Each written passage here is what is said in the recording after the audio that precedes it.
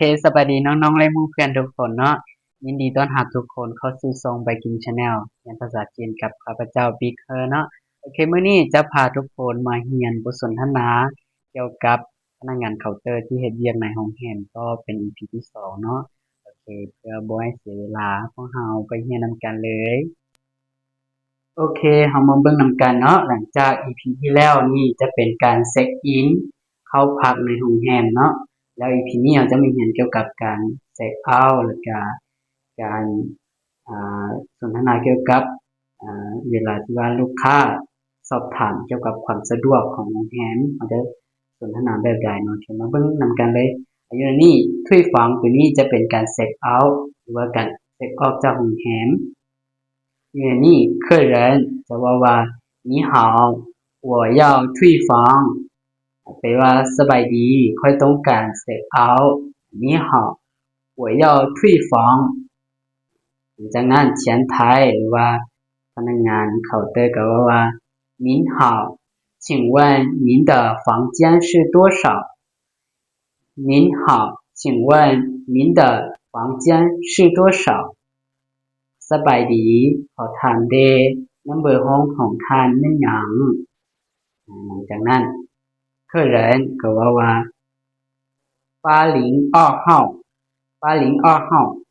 ห้องเบอร์802ห้องเบอร์802หลังจากนั้น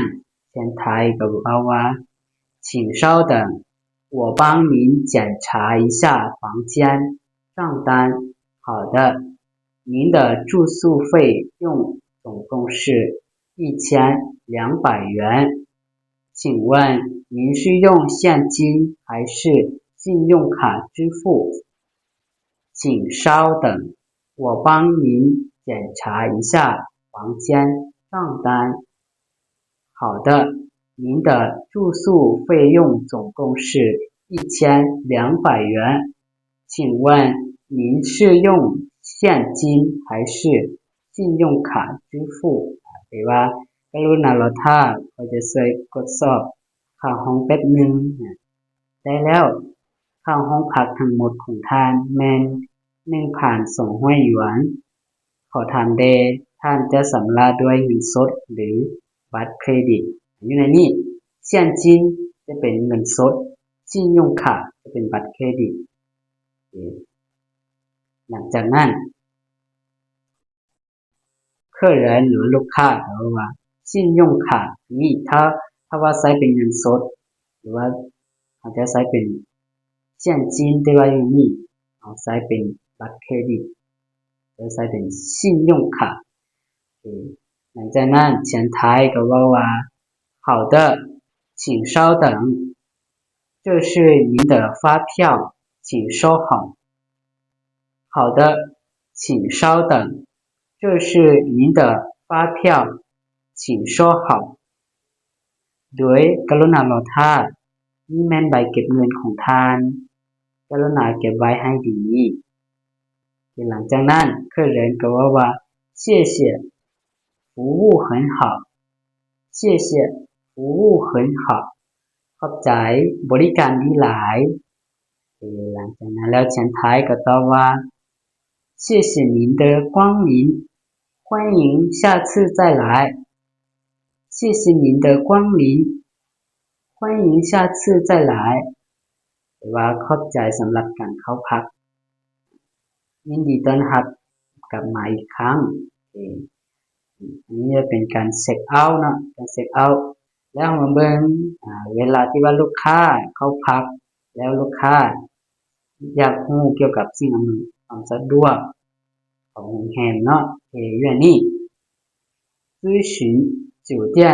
设施ตัวนี้咨询ตัวนี้จะเป็นการสอบถามเนาะหรือว่าสอบถาม酒店โรงแรม设施ตัวนี้จะเป็นสิ่งอำนวยความสะดวกนะเดี๋ยวเราเบิ่งนำกันเวลานี้客人หรือว่าลูกค้าถามว่า你好请问你们酒店有游泳池吗你好请问你们酒店有游泳池吗แปลว่าสบายดีห้องแรมของพวกเจ้ามีสระว่ายน้ำบ่ จากนั้นเขียนท้ายก็ตอบว่า有的游泳池在3楼开放时间是早上6点到晚上10点有的游泳池在3楼开放时间是早上6点到晚上10点แปลว่ามีสระว่ายน้ำมันอยู่ชั้นที่3เวลาเปิดให้บริการแม่นตอนเช้า 6 โมงฮอดตอนค่ำ22 โมงก็คือ 10 โมงแหละจากนั้น客人หรือลูกค้าถามเพิ่นว่า需要预约吗需要预约吗จะต้องได้จองไว้ล่วงหน้าบ่หลังจากนั้นเขียนท้ายก็ว่าหรือว่าพนักงานเคาน์เตอร์ว่า不需要您可以随时使用不需要您可以随时使用แปลว่าบ่ต้องดอกท่านสามารถใช้ได้ตลอดเวลาหลังจากนั้น客人ก็ว่า好的谢谢好的谢谢ด้วยขอบใจอันนี้จะเป็นการสนทนาเกี่ยวกับเวลาที่ลูกค้าถามเกี่ยวกับสิ่งอำนวยความสะดวกต่างๆเนาะแต่อยู่นี้จะถามเกี่ยวกับสระว่ายน้ำหรือว่าถ้าผู้น้องหรือว่าเพื่อนๆที่ไปเฮ็ดเวียกอยู่ในเคาน์เตอร์เนาะลูกค้าจะถามเกี่ยวกับสิ่งอื่นก็เป็นไปได้นี่จะเป็นการสนทนาพื้นฐานซื่อๆถ้าลูกค้าถามเกี่ยวกับสิ่งอื่นเราก็จะตอบตาม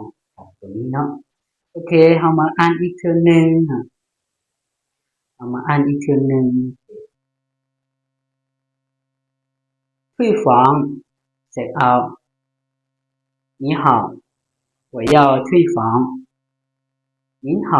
请问您的房间号是多少802号请稍等我帮您检查一下房间账单好的您的住宿费用总共是1200元请问您是用现金还是信用卡支付信用卡好的请稍等这是您的发票请收好谢谢服务很好谢谢您的光临欢迎下次再来咨询酒店设施你好请问你们酒店有游泳池吗有的游泳池在3楼开放时间是早上6点到晚上10点需要预约吗不需要您可以随时使用好的谢谢นี้จะเป็นการสนทนาเกี่ยวกับการเช็คเอาท์และการถามเกี่ยวกับสิ่งอำนวยความสะดวกในห้องแห่งเนาะโอเคสำหรับคลิปนี้จะสิ้นสุดลงเพียงแต่เท่านี้เนาะเพื่อนๆหรือว่าน้องๆคนใดยังบนใดที่ยังบ่ทันเข้าใจเนาะสามารถ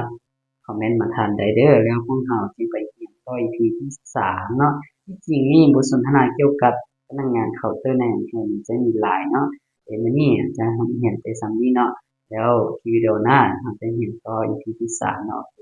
สำหรับคลิปนี้เราจะสิ้นสุดลงเพียงเท่านี้เนาะจะสอนสิ้นสุดลงเพียงเท่านี้ขอให้ทุกคนโชคดีเด้อแล้วถ้าน้องๆมาวิดีโอนี้ก็อย่าลืมกดไลค์กดแชร์เพื่อเป็นกำลังใจให้เด้อแล้วพวกเราพบกันใหม่ในคลิปวิดีโอต่อไป大家再见